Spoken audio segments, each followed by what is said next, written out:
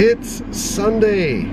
How's it going, everybody? We are like 3 days away from Star Wars Celebration starting. I can think of no better time for the laundry to eat a pair of my shorts. So we're off to the store to pick up a couple supplies and to start to get ready for our multiple day journey into Star Wars fandom. Look at that sky! It's a gorgeous day. I could be at a park, I could be at a theme park, I could be at a water park, I could be at the car show in Kissimmee. They even have an opening at the DeLorean dealership today. I could be anywhere. Instead, I'm gonna go shopping for shorts and snacks. And also extra deodorant. Please, God, if you're going to Celebration, make sure you are stocking up on deodorant. Please. I mean, you know, bring extras for the people that don't wear it, because you're gonna find a lot of those guys. If you guys watched our Everything You Need to Know About Star Wars Celebration video, and we'll link that either here or here, this is what we talked about. We're heading to Walmart and get some snacks, some drinks, all that good stuff to just load up for the week. The prices for the same thing around the convention center or inside the convention center are ridiculous. Ooh, there's a bunch of Wonder Woman stuff out now. I like it. It's in the girls section too. Check out this shirt, $7.50. Also this one. This is like the big shopping cart of regret, but all things that we need. Band-aids, toothpaste, snacks, drinks. Back home a couple hours later, edited the video, one of the videos from yesterday. We shot 2 videos yesterday. Now looking at the Star Wars Celebration site and trying to plan out all of the panels for the next couple days, for the time that we'll be at Celebration, at least just the framework of it. I think, you know, if you didn't watch the last video that we did, just want to emphasize again, it is going to be super packed. 4-day tickets sold out for adults, then Saturday tickets sold out for adults. I'm anticipating like massive lines, like, you know, picture the worst line at a theme park for something and then times that by like 10. So very important, picking out panels to see, things that I want to do, and allocating a lot of time in between things.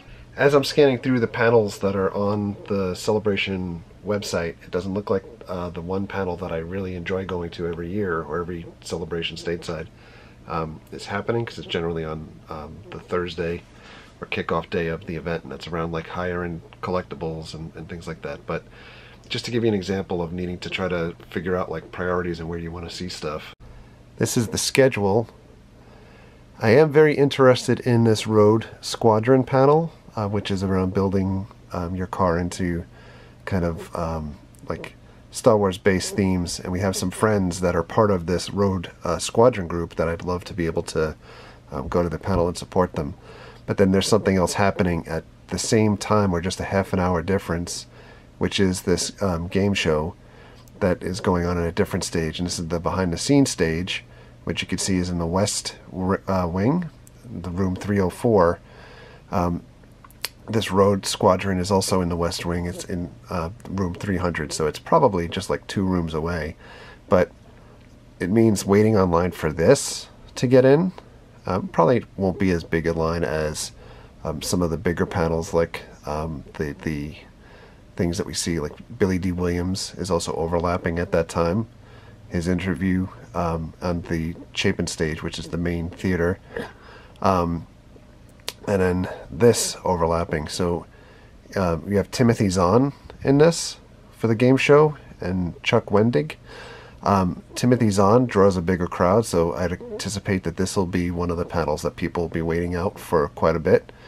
Just to give you an idea, I mean, it's always something that's overlapping or difficult to figure out where do you want to go. So even if, you know, you went to this Billy D. Williams panel and then decided that you wanted to go see Steve Sansweet speak at 3 o'clock, Billy D. Williams ends at 2:15 on the Chapin Theater, and then you have Steve Sansweet, which is also on like the 3rd floor. It's taking place at 3 o'clock, where it'll be difficult to get a good seat for this. I'm sure you probably get into the theater, most likely, but just saying, there's not a lot of time, 45 minutes in between panels, to assume that you'd be able to get into both. And then of course they have Sansweet speaking at the same time that on the Chapin Theater stage, Ian McDermott is speaking. So again, right before Ian McDermott, on that same stage is Billy D. Williams, which goes to 2:15, and then the theater exits, and at 3:15 Ian McDermott starts. So you'd have to exit the theater, get into the bigger queue line again to get into this next session as well. Some of these panels that are hidden gems, at least to me, that folks, if you are interested in the way the movies look visually and things now, Doug Chiang is doing the production design of Rogue One. This is going to be a really cool thing to see. You know, and I know people call me out because I said Rogue One was not my favorite Star Wars movie, but this panel should be really good because I'm sure it's going to be talking about going from storyboard up through the overall production of Rogue One. Those are the types of panels that maybe, you know, hardcore people really like, and then casual fans can still get something out of it, especially if you're into any type of movie or artistry and production values and things like that. It's really cool to see how a story goes from basically a piece of paper to what you're seeing on the screen.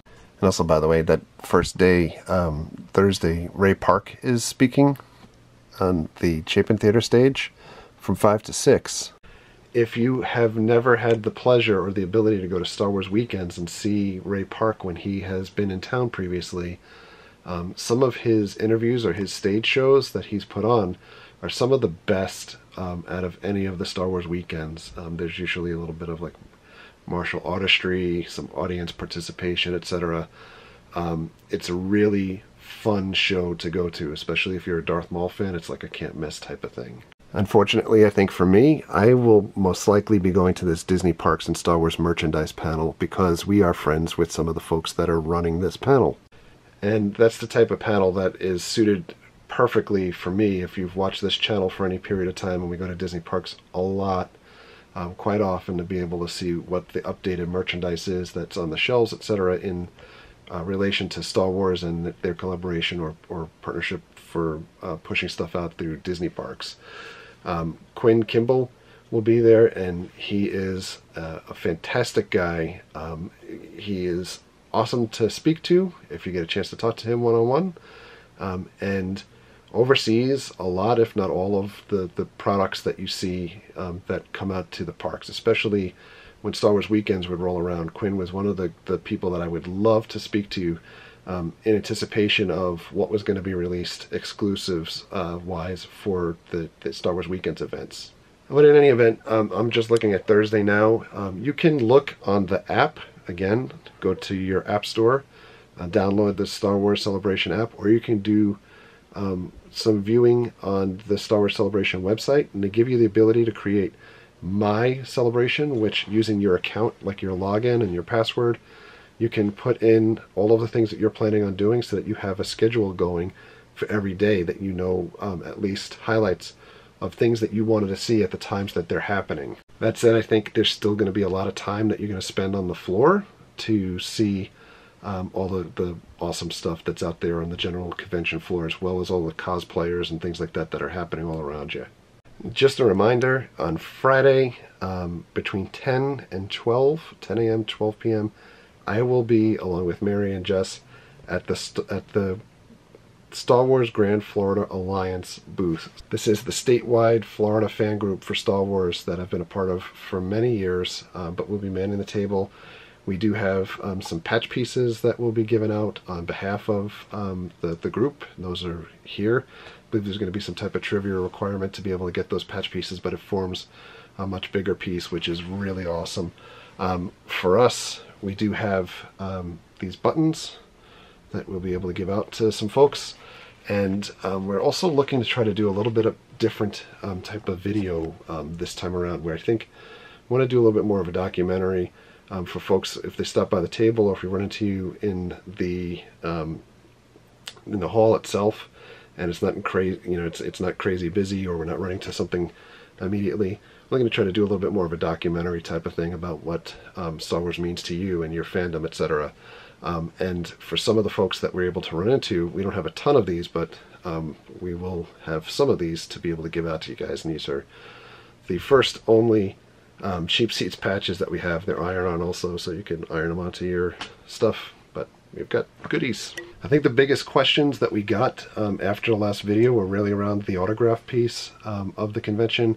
And unfortunately, since Topps is new this year for Star Wars Celebration, I don't have a lot to be able to give you guys as far as like how the process will work, etc. I do know that on the Star Wars Celebration website they have the hours, time slots that the celebrities will be around to sign stuff, and they do reference all of the pre-orders. So pre-orders for most of the major characters that I think folks wanted to see, like Felicity Jones, Forrest Whitaker, Hayden Christensen, Mark Hamill, those pre-sales sold out. And I'm not sure if they'll have more available on site. I think it's foolish if they don't, because I'm not sure that everybody is aware that you should be checking the Celebration website, especially if you're a walk-up customer. But they reference on the Star Wars Celebration website, at least for autographs, that tickets will be available, autograph tickets for day of type of signings for those that are not sold out already pre-sale online. So I don't want to be the bearer of bad news, but I'm not positive that if you have not bought like a Mark Hamill pre-order ticket or Felicity Jones, etc., that you'll be able to actually meet them or get an autograph or a picture when you're on site. We'll all have to find that out for ourselves when we get there. I do also want to point you guys to Paul from Ideology and Madness. He'll be there in an official press capacity this time around. He also put up a kind of what you need to know type guide, and we'll link that down below for you guys. But on that note, it's getting late on a Sunday night, so we're going to get ready for work and school and all that good stuff. I'm going to say goodbye for now. Got 2 more days until festivities kick in at least. Rebel Force Radio has their Star Wars Celebration party on Wednesday night. I anticipate as soon as Wednesday rolls in into town, it's going to be Star Wars Mayhem, and it's going to be awesome. So looking forward to seeing a lot of you guys out there. And if you do see us, make sure you grab us and say hello. So on that note, thank you for all of your likes. Thank you for your comments. Thank you for your subscriptions. Treat others the way you want to be treated. Have a great night. We'll see you guys.